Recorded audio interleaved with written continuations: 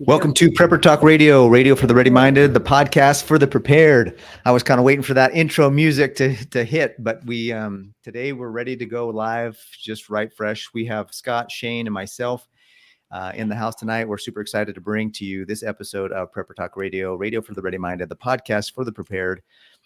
Please visit our friends at amp-3.net for all of your first aid kit needs. And if you're like me, you probably need a first aid kit in every car and one in the house and a few other places. So definitely want to use the code Prepper Talk to get your 15% discount off of that. And also visit our friends over at Survival Frog. Now, if you go to Survival Frog, remember the code has changed to Prepper Talk 10. So make sure you use code Prepper Talk 10 over there at Survival Frog to get all of your prepping needs at that website. So today we have a fantastic, probably even, dare I say, potentially realistic scenarios we're going to be going through to prepare for, how to prepare for civil unrest. All of our scenarios in our how-to series are realistic. I think this one is a little foreboding, looming, urgently be aware and prepared for. I don't know if that's the right word. But well, we've got about 3 weeks until Election Day, and then we'll see what will happen. There's a lot of angst right now especially with how how the aid came or didn't come to those that are in a natural disaster scenario, survival scenario right now. And so there's a lot of folks that are pretty upset with how our things are going. So we'll see. And what I would say, I'm not going to tell you who to vote for, but please, whatever you do, grab 10 friends and just go vote. That's my plug. Yeah, go vote. Go do something. Yeah. Well, so, I think one thing that we can agree upon is that we got a delay here. So sorry, can you hear me, guys? Yeah, we can hear you fine. I'm having an audio issue. So I think what you were going to say was something along the lines of, it is inevitable that after the election, certain parties, I'm not talking political parties, I'm talking parties of stupidity.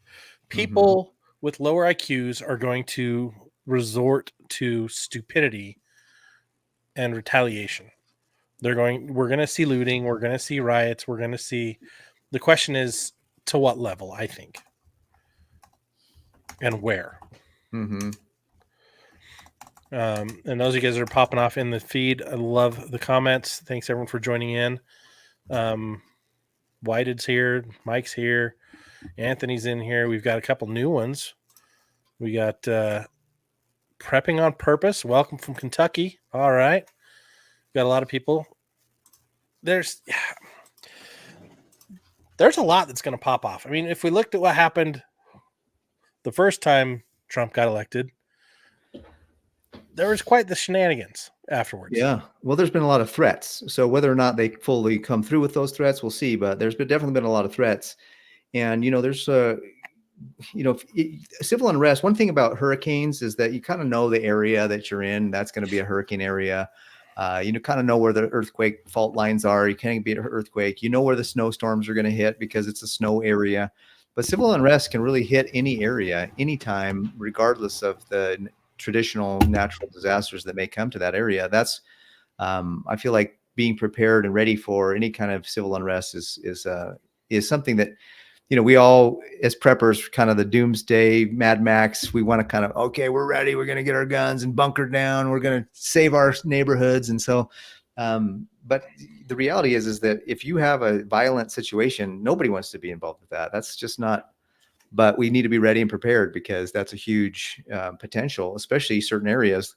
If they just follow what happened last time, I feel like certain areas could really be hit hard, and we need to help people be prepared and ready for that. Amen to that.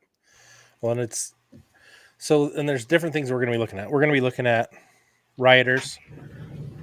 We're going to be looking at looters. We're going to be looking at,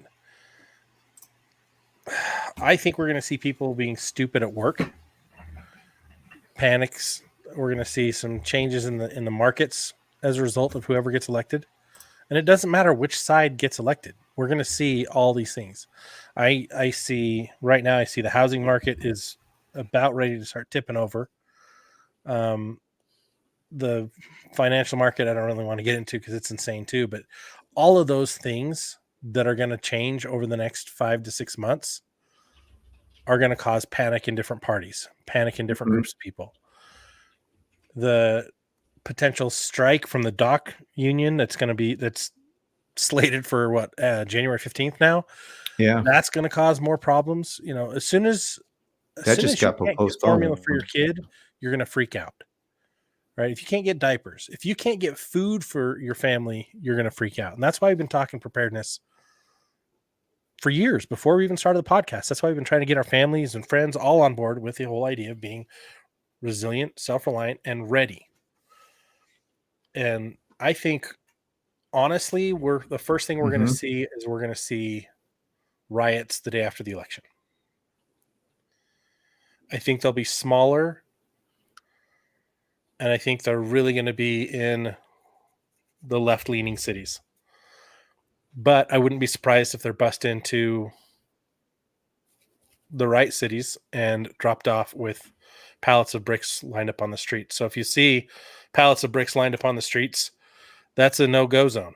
That's a get out of there zone. Unless you're strapped and ready to go and you have your armored personnel carrier. Shane, have we got you back, my friend? I don't think he can hear us yet. For those of you guys watching and listening, also, you'll notice Shane is not chitty-chatting right now. We don't have him on audio for some reason. Can you say anything? Well, that's a bummer. Nope. Can't hear him. That worked. We'll have him bounce out and bounce in again, hopefully, see if we can get that figured out. Looks like his mic's and audio is not working either. For those of you who are good lip readers, pay special attention to what he's saying. Right. Lip read. I'm not good at this. Well, I think just to kind of get started on a few things, that one of the first things you would say, if civil unrest does come to your area, you want to have a clear emergency plan. And I would suggest two: one for staying and hunkering down, and another for if you need to leave quickly. Well, yeah, and we'll get into solutions big time, but number one, like if you live in an area that is likely to have protests, well, because we'll have that. People will be protesting the results either way. But if there are going to be protests, there's going to most likely be riots in that area. If you know where they're happening, don't go down there, right? Like, change your plans. Make sure you're safe. Keep out of the dangerous spots. I think that's the biggest thing is people, they venture out. We're too curious. We venture out and we watch things that we shouldn't be watching. Like storm chasers. I'm gonna just say it here. You guys are crazy. I see you guys chasing tornadoes, and that's insane to me. I'm like, I got this nice house I could sit in far away from there. Like, why would I go? I'm driving 10 hours out of my way to be in Oklahoma during this tornado. Like, you guys are crazy. Or maybe just overly brave and I'm a wimp. I don't know. But it's so nuts.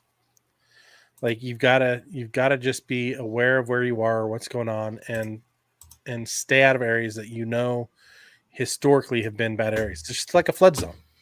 Like, it's completely different. Shane, I think we're hearing your dropping of stuff on your desk. Say something. I don't think he can hear us. On YouTube, he can. I can hear clicking. Is that you? No, I was telling. That's why I messaged him and said we can hear him typing. So if he wants to talk. Sorry for the technical issues. That's what we get when we have a live. You know, the live shows can always be some kind of funky, something can happen anytime. We've had a pretty good strain of good lives where we haven't had any major technical issues. So it's kind of wild. Right. This is hitting Shane for right now. But Well, Shane, we can hear you. If you can never hear us, we can hear you typing and you're clicking. In the meantime, some of the comments that we've got from the audience. Whited, maybe they're building a brick fence downtown, right? We're back at my brick pallets of brick comments. Mm-hmm. Utah Mike, hopefully by December it will be in the courts, but no quick answers to who won. Yeah, I think we're going to get a lot of disinformation from the major news outlets immediately. That's going to be the first weird thing I think that happens. Well, I feel like there's going to be a lot of those folks that are going to say, it's going to be a switch. They're going to deny the election if things happen. And, whether or not we can't really talk about certain words because I know YouTube will we got dinged one time when we talked about something to do with the election last time. So we got to be careful about what we say because YouTube dings us. But, one of the things I know is that if we can come out, somebody was saying that there's a certain percentage that they can kind of manipulate the numbers. And if we can just overwhelm the voting machine with one way, the percentages that they can manipulate are going to be it's going to be way too much. They won't be able to manipulate. And so that's one of the reasons why I said, I don't know if this is true. I'm just going based on some of the things that I'm hearing from some of the other people. Yes. I can't hear you. We can hear Shane. Sorry, guys. But I can't hear you. Hillary is still denying 2016. Yeah. So I was just saying that if we can overwhelm the polls with some good voting, then maybe we can overwhelm their numbers for whatever they can manipulate and still get the answers and still have a voice or heard, as a voter.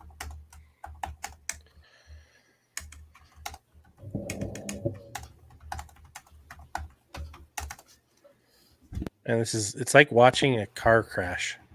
Like I keep looking over to watch Shane to see if anything changes in the situation. For those of you guys listening, we apologize. We're having some major technical issues. He can hear us delayed through YouTube, but he can't hear us through our live stream, which is weird. But we can hear him live. So whatever he said, whenever he giggles, whenever he chuckles, whenever he types, we hear that live. So you can those are sounds coming in the background. But going back to the prior election. I mean, it's just crazy. First time Trump won, there were protests and there was riots. When Trump lost, there was the march to the Capitol and then the whole false insurrection issue that's still being tried in courts. Different people. It's just, that's hard to follow. There's just so much garbage about that. And now, dude, I think all bets are off. I think it's going to get a little wonky. It's going to get crazier than it's ever been. But I don't think it's going to be the Civil War. I think that's still a ways out. Am I getting too dark too fast? No, it's not. We've kind of set the stage for what would cause the civil unrest, and there's very legitimate and real concerns, as we've seen. I mean, what's happened in just the last 4 or 5, 8 years has been real, and it seems to just get more and more heated, and it just seems like more and more people are willing to do bigger and bigger things to get attention or to get throw the bigger tantrum, if you will. I mean, it really is. When you think about it, it's just a bigger tantrum. We didn't get what we wanted, so we're gonna, go beat you up or do violent things. And it just seems to getting bigger and bigger and more. And so how do we prepare for that? I don't know if you want to.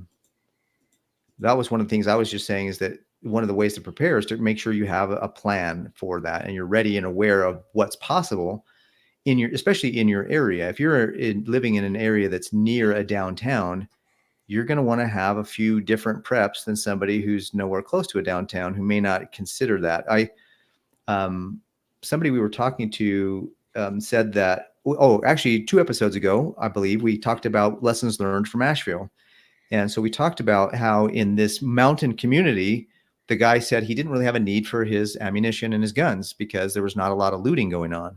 And to me, that's because that has a lot to do with the fact that those mountain communities are more it's more of a community. They know each other. They live with each other. When you have 100 people that live in a town, or I don't know what the population is, you know each other. Everybody knows each other. So you don't want to loot the guy's thing because you're going to be there. But if you're in a suburban area where it's like tens of hundreds of thousands, even millions of people, the disconnect, or it's much easier to go and loot and be violent in an area where there's going to be that kind of, the guy doesn't care. People don't care. And another thing too is that there were people last time that there was the big riots. People were shipped in from all over. Seems like they were shipped in from all over the country. Another problem this time versus anything that's happened in the past is we've got a ton of immigrants that have just been put into this country and shipped everywhere. Like they're all over the place. We've had another, of course, we talked about an incident that happened in Utah just not too long ago in the middle of the day, or not middle of the day, but it was, the sun was shining and somebody was trying to break into a house. So, that's just a one-off. When you get a mob mentality going, you're going to really need to have some preps and be ready for stuff.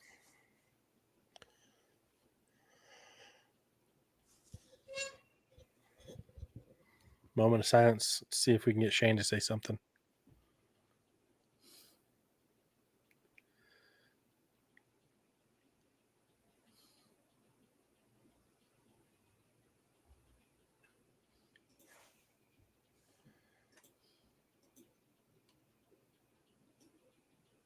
I guess not.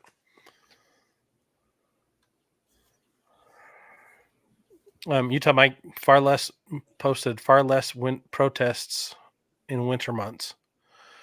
Certain areas for sure. Yeah. I think we're going to see. Honestly, we're already in kind of the world of civil unrest. Like we're on the edge. We're on the cusp because everybody's been really driven by the media to get to the edge of we're the edge of crisis mode already. We're all on edge because who's going to win? We're all on edge because our side's being attacked. Doesn't matter which side you're on, it's being attacked, right? Well, the left said this. Oh, the right said that. Oh, the loonies are saying this, and the crazies are saying that, and it's going to get more heated intentionally by our media system because they are a giant propaganda machine. And so no matter what happens, it's going to be winter, so there's maybe less going to happen right away. I don't know. But I think it's going to increase tensions more, and certain areas are going to start popping off. I think it's going to be in urban areas. I think suburban areas are pretty safe for now. I think it's going to be a while before we see suburban areas affected, unless they activate the millions of illegal immigrants who are here for military purposes rather than for freedom purposes. I'd love to hear the comments in the group, what your thoughts are on that, and what do you think the reality is of what we're talking about? Got a comment. Oh, thank you. I'm going to post this one up. Push to say the book that Shane and Scott has written, Ready Radius, it is a right now book for these times. It's loaded with information to be sure you are ready. Thank you. She messaged me with some really great stuff. Guys, yes, we do have a book, Ready Radius. You can get it on our website, preppertalkradio.com. You can also get it on Amazon if you're more comfortable with that. It's about the same price either way. Here's the thing. The big thing about the book is layering your readiness, layering your protection. The Ready Radius is your ring of defense. What's in your mind? What are you doing for your mental health now? And to make sure you're really litmus testing everything to make sure you're not just falling for anything. But then going into what am I carrying on me? What am I carrying in my car or at my office? What do I have handy and available, working your way out? Check the book because it goes into way bigger, better detail about it than what I'm saying. But like for those of you who don't carry right now, you're probably going to start carrying soon. There are hints of an October surprise. Thank you for sharing that, Rebecca. Her comment specifically says, I heard a hot take that the October surprise is going to be that Biden backs Trump on the last day of October. That'll start a fire for sure. That's interesting because did you guys see Biden's most recent press conference happened during a live interview that Kamala Harris was on. It's like intentional to undermine her. Like, wow, absolutely, like, what? that's crazy. I don't. There are certain things in this political world that just kind of leave me speechless. The insanity of it all. But yeah, like, why would you, if it's your own party, if it's your own vice president, why would you sucker punch him like that? Mm-hmm.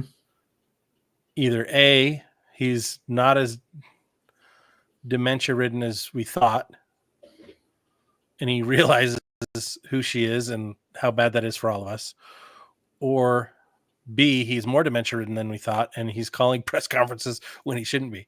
I I lean to the former rather than the latter on that one.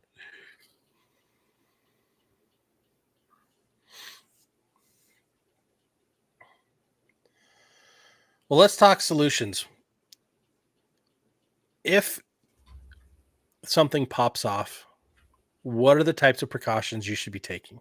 What are the types of things you should be thinking about now to be better prepared for not if, but when something happens, because we know it will.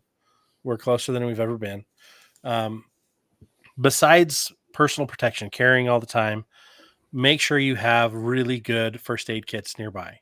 Tourniquets, hemostatic agents, blood clotting. Make sure you have some compression compounds.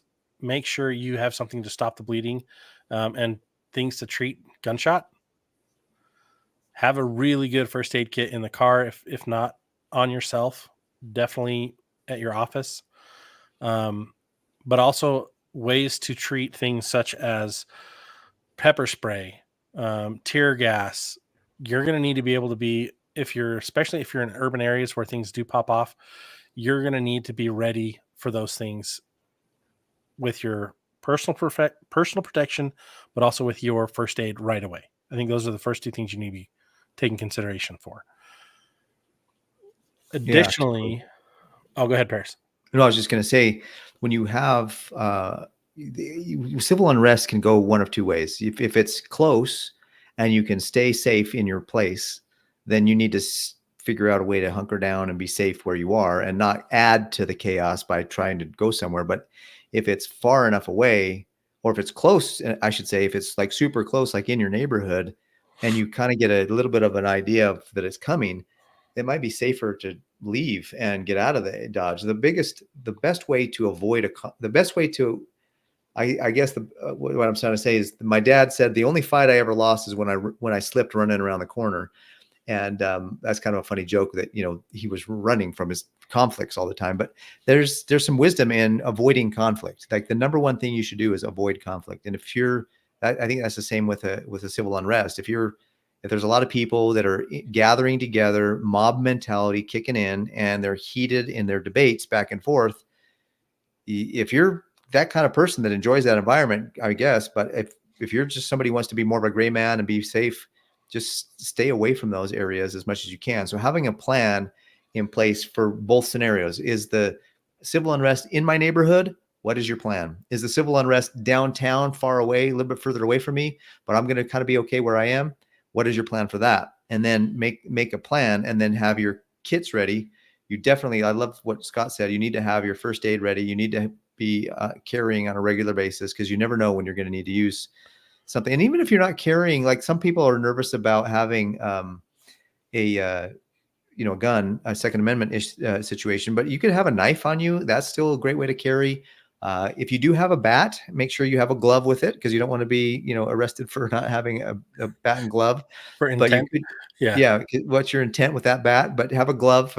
What I mean by a glove is a baseball glove, catching a ball baseball glove with it, so that you can, if you ever get pulled over or stopped, you can say, "Oh, I was just going to a baseball game." Well, it's the same So thing. you want Like, to have I'm some going to things have like a that. crowbar in the trunk. Make sure you've also got a tool bag, right? A hammer and some nails and some other stuff, just to offset it. So, well, it just happened to be here and I was being attacked, so I could use it, right? Yeah. Because there's self-defense is not just that way. What's interesting is I joined the U.S. Concealed Carry Association, and of course the design there, the focus is on Second Amendment issues. But they said, look, if you get in an altercation and you use a tree branch, for goodness sakes, and someone ends up dying, call us, because we will defend you. Anything that needs to be done with self-defense, we will call you. I feel like, when we live in an area, another thing I would say is that if you live in an area that you can't get out, and that's going to come, you might want to have boards to board up your windows, securing your home in some other way. So there's some things that you can do to prepare for your home for that, and maybe that can work. I think that if you want to secure your home, that you can have boards, but people in Florida are definitely already ready with boards. You can have a security alarm system. You can have one thing too that might be a big issue is that the city might get involved and shut down the power or shut down certain utilities because they need to have that civil unrest. Or maybe somebody goes and attacks that area and you're out of power. Fires, or if something's going on, they'll turn off portions of the grid, right? Yeah. If there's major fires and the grid can be damaged or can help move those fires further along, like they're going to take those things into consideration. That's why it's so important, everyone, for you to connect with your emergency planning division within your city, if you live in a city, to find out what their plans are for different types of scenarios. A few weeks ago, we did an episode. I actually called to find out from my city what happens in a lot of different scenarios beyond emergency preparedness. More for storms and for water shortages, and really just to get deeper into the information of what's going on with my city. And that was absolutely enlightening to see all these different things. But the more you can find out and understand, the better. Shane, can you hear us through the phone okay? You can't hear on the phone either? Your phone's on your Wi-Fi, right? You're muted on your desktop. On my desktop. But yeah, because he's got two sets of audio. So if you turn the audio output off of on your phone, that won't help. Shoot. Should we add this? Okay, add me back in there. There we go. Oh, there we go. Can you hear me? Yeah, now we can hear you. All right. Can you hear us? The background here, but hey, I'm here.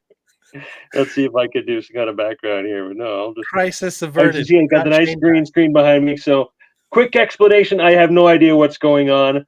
Obviously you can hear me. I cannot hear Scott and Paris as they're talking. I can only hear the delayed version coming off of YouTube. So I have no idea what's going on with my computer. We had a little bit of a glitch when we first started to record, and then it just cut out. So yes, Mike, I am safe. Yeah, thank you. So I apologize. I'm out of the loop, trying to listen a little bit, try to figure things out, but we'll figure this out before next time. Well, just to bring you up to speed a little bit, Shane, we've been talking about some of the things that might kick off civil unrest with the elections coming up, with certain people having a desire to want certain outcomes. And if those outcomes don't come out the way they want, that they'll, obviously be violent or potentially get violent with protest. And then we've talked a little bit about some solutions. One, having an emergency plan. Scott mentioned some things about making sure that you have some safety gear ready to go. So we're pretty much still fresh in the conversation on. Cool. Some of my thoughts along those same lines is, and I made a comment here, is it seems to me unnatural that some things would happen naturally. It would have to be instigators out there pushing the crowd, making things happen. So if you're planning on going out to rallies, going out in public and participating in the social, political event, something like that, I would say leave your weapons at home. You never know what's going to happen. If you get caught in the middle of something and you've got a weapon on it, they could potentially charge you for something else, something more than just, I don't trust our system. So I'm going to stay away personally from those types of events. But if you do, I wouldn't carry even an X-Acto knife, personally. That's a good point. So that's my thought. They could throw something on you and charge you with something, especially with what we've seen for the folks that on the 6th January. day of the month of January a couple years ago. Notice how I said it so that there was no code word filter. Yeah, absolutely. So that's my first thought is I cannot imagine how these things would happen. Like they're saying, I don't believe anything the media is saying. They're saying, watch out, this could happen, that could happen. And of course, they are insinuating that it's the right, that it's the militias, that it's the Trumpers, right? And yet, sure, there might be the occasional guy out there who's going to throw down and make a mess, maybe because he's intoxicated or something, right? But I don't think those things would happen naturally without some kind of instigator to really push that along. Well, what's interesting is if you think about just the recent past, there's several people that have had who in the various rallies for the presidential candidates, which ones have had violence instigated by the opposite team in those rallies? 3 times there's been an assassination attempt on one of presidential candidates. The other one, I don't think there's ever been any kind of violent. Not that there's enough people in the crowd to even get violent, but you know what I mean? That I haven't heard anything about any of the rallies that are going on for the left and what they're trying to provide. So I think if anybody's going to be violent, we kind of already see which side is going to promote that. Yeah, absolutely. And I think to me, it's obvious that they are pushing for that. They're egging people on. They're saying this is going to get violent. I'm like, okay, what clues, what information do you have that that's going to be actually going to be true? I'm not seeing it personally. And when I also look at, okay, the left versus right paradigm, yes, they're the conservatives, the libertarians, and so forth, and then there's the left, the Democrats, in particular. And yeah, there's a lot of animosity, a lot of hate in between there. Who is it that has the guns? The left has very few. The right has a lot, right?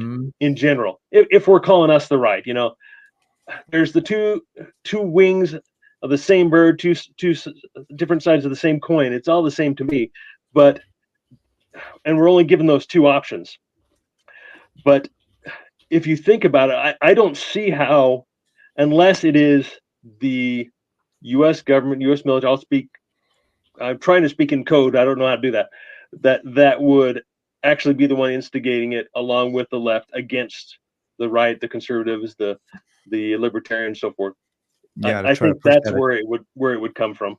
Well, it's interesting. Like as we're talking about this, one of the things that popped into my mind is if you look at what's gone on with Hurricane Helene and specifically in North Carolina, right? The militias, they're calling them militias being created. Really, it's just the civilians are just taking care of each other and taking care of themselves. And they, in a lot of places, they happen to be armed. I don't know if you guys saw on the news, the FEMA backed out of the area for fear of their safety and then came back with Border Patrol. What? Well, they put the lie out there that militias are hunting FEMA. That's a bunch of bullcrap. There might have been some little incident that got some people riled up, and then they just ran with it. That's what I'm guessing. 100%. And the sheriffs down there are saying that basically, if you're not there to help, just get out of the way. And the citizens are saying the same thing. They're like, look, if you're not here helping us, if you think you have a right to take the resources that are here to redistribute them to someone else, leave. And that's what the conversations. That's the reality. What we know about what's happening down there is a shred, not even it's just the tiniest percentage of what's really going on. We don't have real death tolls. We don't have real information. So anytime something that's going to happen going forward in the news, it's going to be to exacerbate a situation, right? Make it bigger and make it worse to try to get more people involved, or it's going to be completely ignored so that they can minimize it based on their agendas. Well, so, I mean, I don't know if you guys saw the same video, but I saw a video of some black helicopter that had no markings that was flying really low above the area where they had all the storage for the food and the water and everything. They were trying to bring in and gather up all the materials to help people. And this helicopter just flies and kind of blows it all away and ruins it. And everybody's like, what are you doing? And so there's this I feel That was like the National Guard. They took ownership of that. Oh, did they? how It was a dumb. Like, mistake. They thought that was a safer area to land, and they made a mistake. That's the Bull National crap. Guard. Bull crap. Right? well, They came out and still, said I that. don't believe it. okay, well, that's fine. But at the same time, the problem is the result of it was still ends up being the same. Like it Yeah. ruined the opportunity for preps. And that's where on our episode, for those of you who listened to the last episode, on the live, you're not going to hear it, but in our audio, you're going to hear on the last episode, we had a guest on, and he was like, for some reason, when I think about prepping, my mind goes to, I don't trust the government. And we understand that that's a big part of prepping, but another big part, of course, is all the natural disasters that happen in life, job loss, everything else. I mean, there's more to it than just that. So I just think that it's important to remember that I feel like that's maybe why our group is growing so much, is because more and more people are waking up to the reality that, wait a minute, this is at a much higher level than we thought. Like communities themselves are probably not going to riot. Communities themselves are probably not going to want to ruin make even worse their areas. So these people being shipped in, or these immigrants being brought in, like those are the ones that we need to watch out for and be ready for. Yeah. I mean, we need to be kind, because maybe somebody did come from another country where they're really in a genuine hardship. But at the same time, like, keep your head on a swivel, people, because we don't know what they're going to pull. Yeah, I think what Whitehead says here, he imagines George Floyd type riots.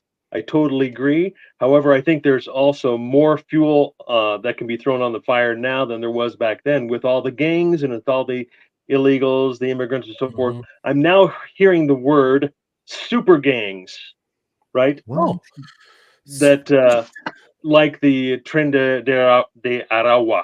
I can't say it in English. I can say it in Spanish. That is getting so big, they're calling super gangs, and they're taking over. Oh, they've only taken over a handful of apartment complexes throughout America. That's it, just a handful. Like, well, it's not that. Let's put a positive spin on that, right? It's ridiculous. So I think that's where the most of the danger is that we know that there are lots of illegals in the country, and that could pop off something bigger, and of course, again, planned. It's instigated. It's on purpose, right? And so, if you were just think you were to take away the benefits from these people, and then mix everything up and watch where it goes from there. So that's where I see the biggest dangers right now. And I think for the most part, that's fairly easy to stay away. Well, I'm speaking for myself. Fairly easy to stay away from, in my neck of the woods. Yeah, anyone in a suburban area that is fairly conservative, you're in a safer area just to begin with. Yeah, big cities are bad. What? Excuse me. One of the things that keeps coming to my mind, I want to bring up is, like, in these scenarios, things to watch out for, right? People who look like they're in a place that they shouldn't be, right?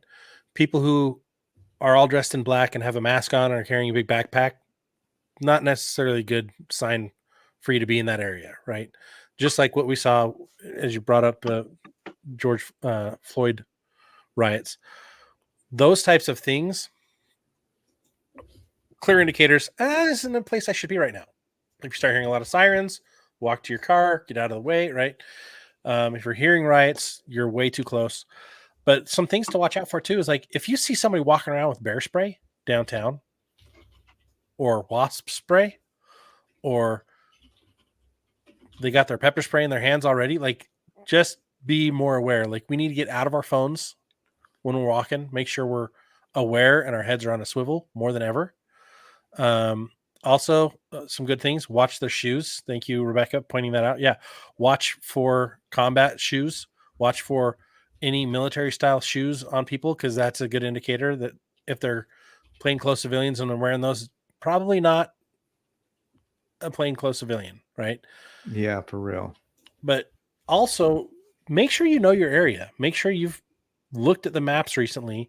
You've got paper maps. You've got pre-planned routes. You've got, if things are getting sketchy in your area, you should have already, and this is the pre-planning phase, you should have already, right now, you should have already, as part of your preparedness planning, looked at, okay, what are the areas around me on a paper map? What are the areas that have the highest crime? What are the areas that are most likely to have incidents? Mark those off. Mark off where all the prisons are, mark off where all the jails are, mark off where all the choke points are in towns where big events happen, concerts, things like that. Stay away from the big areas like that. Number 2, route out your escape if you need to leave. Have it Yeah. mapped and routed now, and have a primary, a secondary, a tertiary, like build out your contingency plans and know where you're going, and make sure everyone in your group knows where the relocation points or the meetup place is going to be if you ever get separated. Do And that now as definitely part of your have, homework. I was going to say, have a plan for comms. Like if you're not going to get your ham radio in time, get the Mesh-tastic. That's you don't have to do a license for that. Get something to have some good comms, even radios that are higher. There's some radios out there that you don't have the licenses for that you can get a longer distance with. So make sure you have your comms set up.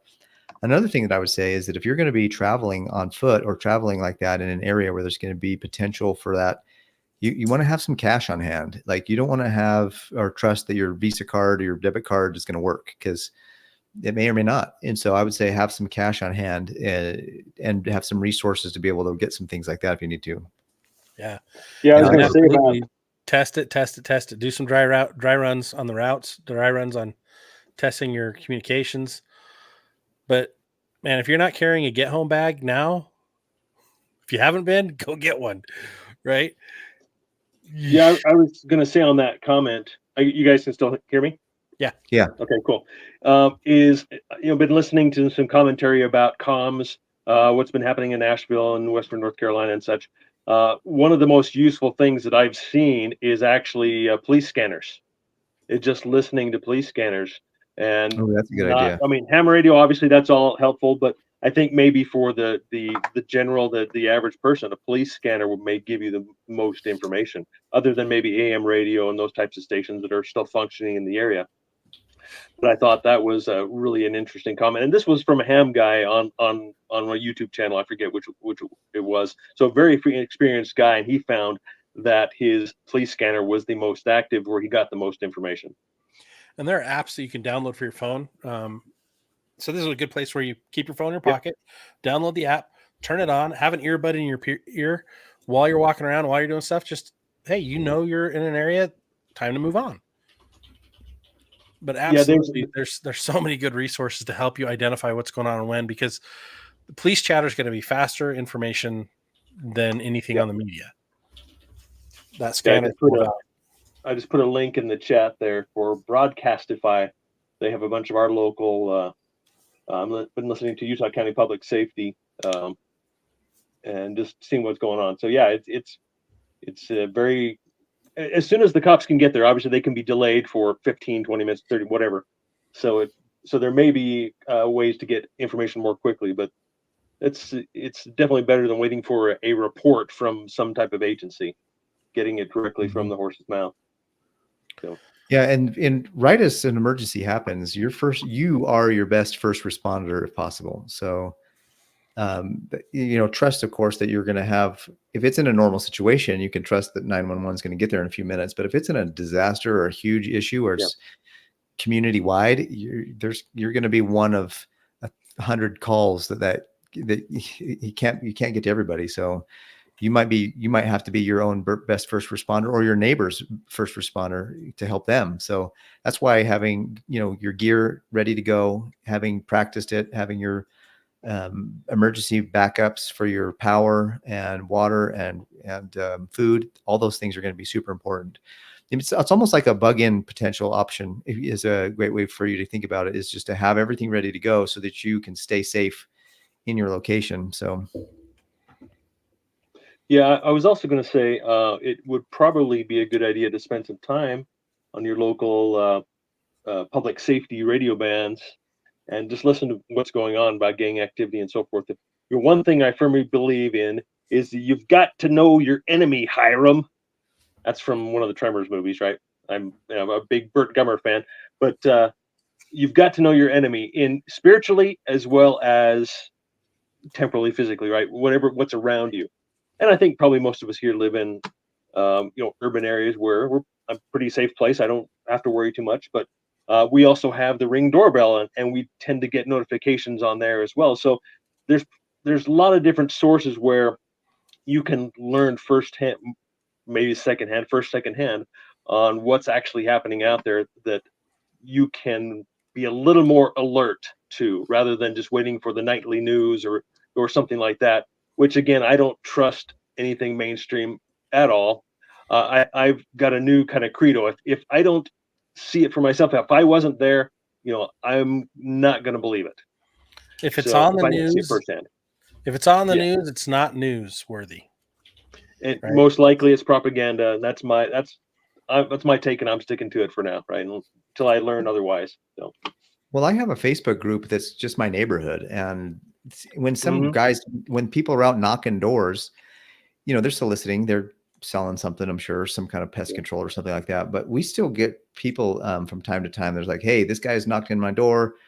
Just be aware. And we get other people like, hey, these kids were in front of doing something in my front yard. Does anybody know who they belong to? So we can let them know that. I mean, there's a little bit of Karen there, but you got to be careful about. But at the same time, that's a cool kind of little network, kind of hybrid network. As long as it's up and working, you can use those Facebook groups. There's a lot of people that have Starlink, so they may not be able to call out, but if they can get internet access, they can still access some of those local groups, even on Facebook. That could be a value. Yeah, it's a great idea for the entire community to stay connected quickly. Have a Facebook page, community page, or something like that, neighborhood. Well, that was when the power went out a couple months ago in my county. There was the Facebook people could still access the internet through their data platform, and they were still commenting on Facebook. I had one lady that was saying something about how if this goes on too much longer, I don't have enough oxygen. Does anybody have a generator they can bring it over? And there were some people coordinating, even helping their neighborhood, just in that little power outage that we had through Facebook, and that was pretty cool. I think that was really a cool deal. I think another kind of point is that if you have civil unrest in your area and it's near you, don't add to it. Try your best to stay as calm as you can and stay far away from it, and don't add to it. Of course, you want to be aware of it and kind of know where it is and where it's going, so that you can help anybody that's innocent. And especially if you've got some skills that can maybe help others, just be careful not to get too close and not to get, just stay calm and avoid confrontations as much as possible. Yeah, no doubt. That's definitely the best advice. Here's another thing I wanted to mention. We talked a little bit about, heard you guys talking a little bit about being armed, and I made the comment, don't carry into a public event or something like that, because could be ramifications. But also, look back to some of these other riots, and I forget, I was going to look at the example. I totally didn't have time and forgot. But remember, there was a couple, and I want to say it was near a riot, and then the riot came down their street, and they were on these people's property, big nice house. They came out with their AR-15 and shotgun, and were brandishing and pointing them at these people. Those people got arrested, right? They later got released and charges dropped and so forth. But we got to keep in mind that brandishing is typically not a good idea, unless you feel immediately threatened, like as if you're going to use your weapon, right? You don't pull it unless you're going to use it. But brandishing in Utah is legal, but you have to have it. You have to pass the same test as if you were going to defend your life, right? But you can brandish, so be very careful about just even carrying rifles around in public, and make sure they're pointed the right way. You got your finger off the trigger. No one, people are going to feel threatened regardless, most likely. So that's one of the reasons I carry concealed and not open concealed, especially when there's going to be threats like that. It's, if you're outside your house, okay, obviously leave that up to you, what you decide to do. But and we know in previous riots as well, there were people who protected their businesses down in LA. In the LA riots, they had rifles on their roofs and out in front of their stores, and that was the only way they could defend their stores, so the police wouldn't do it. So it's a bit of a sticky subject. Not sure exactly what I do myself, but definitely keep that in mind. Yeah, but even though Kyle was, and you know who I'm talking about when I say Kyle, even though he was vindicated at the end, he still had to go through HE double hockey sticks in the meantime. Yeah. And so everybody's like, well, I defended myself. Sure. But now you got the legal battle, so just be careful. If you literally, if you're fearful for your property, immediate personal, then defend yourself. Definitely. And it's going to be worth it no matter what. But if you're, don't go walking through the town saying you're going to save everybody's store just because you want to, have an experience of doing that. That's not worth it to me anyways. Wisdom is the ability to identify dumb things and stay away from them, right?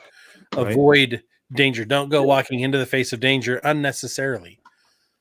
Right. And we see plenty of experiences in our own lives where we've made dumb mistakes that we endangered ourselves and maybe even others, especially in our teenage years. I know I did, but it's that same thing. Like yesterday I was driving around with my kids and my son's like, Dad, are we going real fast? I'm like, no, we're going 25 miles an hour, bud. And he's like, we should get on the freeway so we can go real fast. And we were talking about, my daughter then asked the question of like, well, how come you can't just go as fast as you want? And why are there speed limits? I'm like, wow, what a great question for a 7-year-old. So we started talking about response. What is your response time to different things?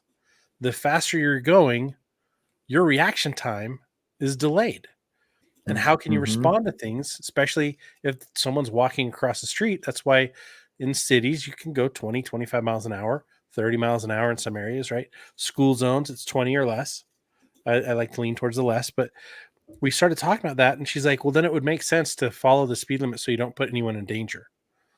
I'm like, 100%.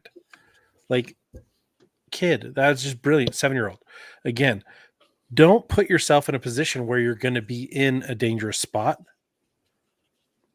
Avoidance, conflict resolution, de-escalation. The best way to not get in a fight is to not be where the fight is. Mm-hmm. That's the saying, even with military and self-defense guys, is if you want to win a gunfight, stay out of the gunfight, right? I don't remember the exact quote, but best way to win a gunfight is to not have a gunfight, to stay out of the gunfight. So I can't imagine getting shot. I do not want that. Absolutely not. Don't be there. Don't be in it. And that kind of goes back to, what if there is an event that is longer? Like the news is going to make everything look longer and make it try to last as long as they possibly can. They milk it for whatever it's worth, right? So for us, we need to be sure to make sure we're in a safe place. But if we have to leave, we already talked about, make sure you practice your routes. You know your routes. You've got your maps out. You know where you're going to meet. You know where you're going to go to, where you're going to relocate to if you have to leave. But let's talk about when to leave. So if things pop off in your city, Shane, not likely to happen, but if it did, what would your timetable be looking like? Like, what would you guys think? What's your plan? Well, that's a great question. Because I have another place already prepared, I would probably err on the side of caution and go there for a couple days or a week or whatever I feel comfortable, right? Because I could do that easy enough. If you're not prepared to do that, it's a lot more work, right? Much bigger ordeal. So if at any point I felt uneasy, and yes, I'm far away from any metropolis, any big city where there might be, right? So very low likelihood of anything happening here. People walking down my street, riots or gangs. It's very possible we could experience some type of drive-by shooting or something. But if I felt that type of stuff was happening in my neighborhood and I hear gunshots, then I might say, let's take off for a little while and see what happens, see where things go. But I know a lot of people don't have that option, and they're just going to hunker down, and that's probably the best scenario as well. Just hunker down, stay inside, and fill some sandbags, right? Yeah, the best bullet stops. Yeah. For context, like this, I saw this question. Utah Mike, how long did the LA riots last? So 1992, those were the Rodney King riots, the LA riots. They lasted 6 days. But the aftermath was months of cleanup, repair, and work. Some places it was years. But the riots, the insanity lasted 6 straight days, day and night. Wow. You want to get out of there or board up as fast as you can, be out of the primary areas of danger. And I think thinking about a radius, I would say, what's your radius to a downtown, to a central kind of place where they would, if you're going to do the most damage, you're going to do it in a place where they can get the most bang for the buck, which is typically in a downtown, a mall, shopping center, something like that. So how close are you to those things? If somebody could easily, in a couple of hours or less, if a mob speed could get to your house, I'd probably start packing as soon as the first shot goes off and start getting ready to go somewhere or at least hunker down. Thankfully, I live far enough away from the central locations in my city, and my city's kind of a central. My city's not that big anyways. So, Shane, you're in a little bit bigger city than me, and so you would probably, but you're still far away from like the center of the city. So that's kind of cool. Yeah, I'm on the border. So that's the thing I would say is if you're close to 5-10 minute walk from central location in your city, then you might want to think about getting out of there sooner than later. And then if you're farther away, though, you might be able to go. I have a bunch of guys that I train with, that are semi-local to me. And one's just in the next city over. And if you know anything about Utah cities, that's like 5 minutes, 10 minutes. It's really, it's like there's 10 cities and I've driven 20 minutes. Wait a minute, how did that work? But some of those guys, we're already in like comms right now. We kind of have a plan set that if things start popping off, we'll be talking to each other. I live in a little bit more area where there's, kind of the neighborhood of houses really close together, sardined, if you will. I have a buddy that I train with, and he's been on our show, Todd Nielsen. You've been on his show. He lives more rural. He's got land. He's got horses. So I've already coordinated with him that he would be a first stopping point for me to be able to go and work together with him and maybe bunker in, because he's got great resources. I've got great resources. We pool together at his location. It would be way more profitable at his location than mine to pool our resources there. And we've talked about that. So there's just, if you can get together with some guys in your area, in your community, even the next city over, so that you have a little bit of distance between you and your city, I think that's an ideal situation. So give yourself, if your bug out location isn't 2 hours away, but you can still get to something that's 10 or between an hour or two away walking, I think that's like an interim, having, like you said earlier, having first, second, third, fourth areas to go to, just having those in place, in plan ahead of time, ready to go. That way, for example, if I see something popping off in my area, I can call my buddies and say, hey, this is where the mob is. What are you seeing in your area? They're like, okay, the mob's moving that direction, kind of away from us, or mob's moving toward us. Okay, now we need to make some choices, because if it's moving toward you, then you need to figure out, okay, we might need to get ready to get out of Dodge. Yeah, and of course, my advice is going to be strategically relocate now, right? Mm-hmm. If you're listening to this, you're probably pretty serious about being prepared and protecting your family and self. And like the comment here, whose comment was this here? Bomb dropper. People love their comfort. They love love being close to things. They don't want to drive to the store more than 5, 10, 15 minutes. They love their lifestyle. Me, I love the lifestyle of having to drive a half an hour to get to the grocery store. So it's, of course, my advice is relocate now while we still can. Yes, the housing market is not great. Still better to sell now than later. And because things are going to get worse, they are. That's my belief. I don't see things getting better until they get far worse. I was talking to a buddy just the other day. Shows up. Well, I was talking to a buddy the other day, and he's like, Paris, I'm going to scale my business. Then I'm going to sell it for a ton of money. Mm-hmm. And I'm going to go buy a bunch of land and get off the grid. And I'm like, bro, that sounds like a good plan, right? It still takes some time to do that, but it's still a plan. Here's the thing. They're trying to push 15-minute cities for a reason.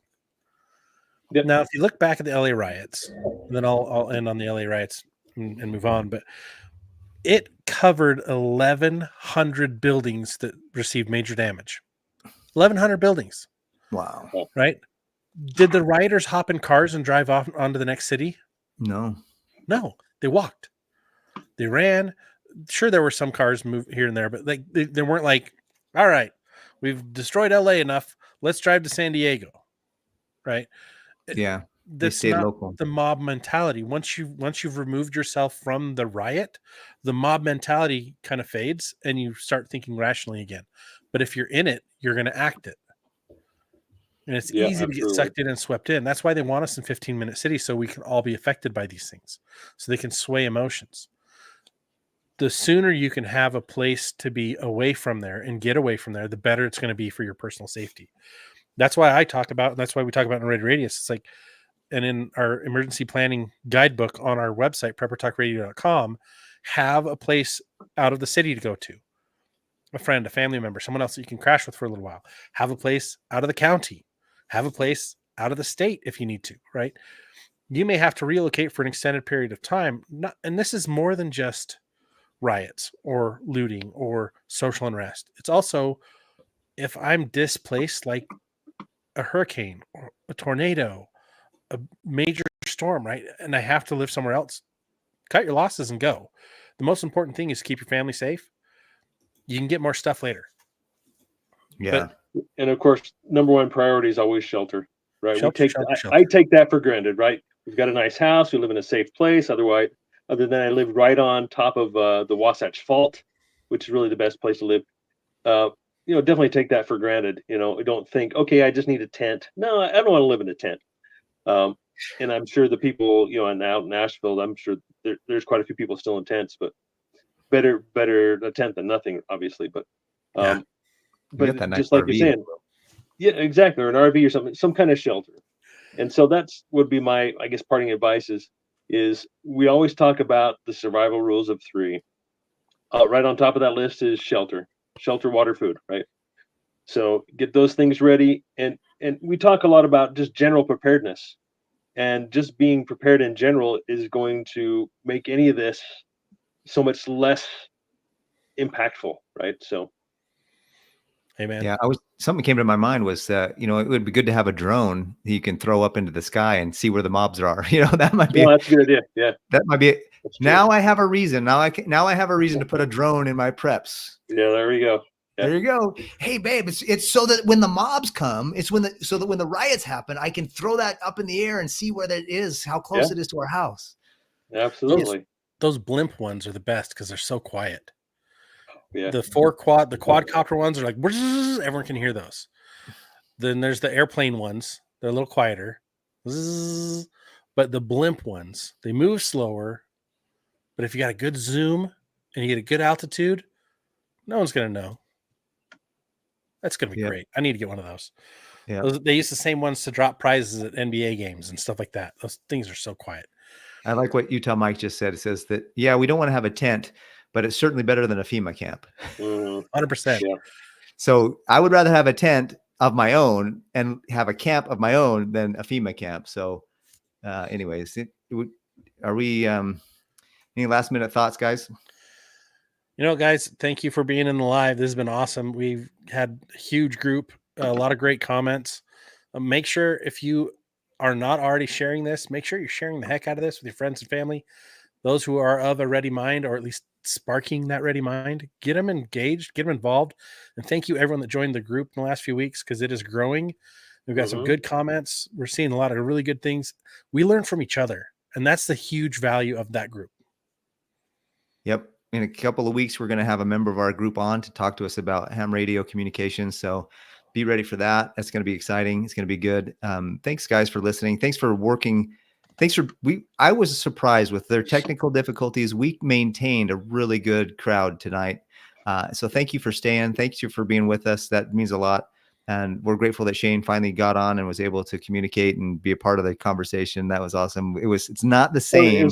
Scott's ingenuity of sending me an invite on my phone instead of my laptop, which is having issues or something. I don't know. We'll have to test it out. It's because I have a ready-minded way of life. What? And this is what you do, man. Back up on I forget it. Yeah. Thanks again for listening. You've been listening to Prepper Talk Radio, radio for the ready-minded, the podcast for the prepared. And if you didn't hear us at the beginning, make sure you go check out our website. Scott's putting in a lot of time to make that thing sing. So go check out all our links there. We're going to have some merch coming up pretty soon. We'd love to communicate, get on our email list so that we're communicating with you regularly, and join our Facebook group at Emergency Prep and Self-Reliance. Thanks again for listening. We'll catch you guys on the next one. Yeah, thank you guys. We'll see you next week. Good night.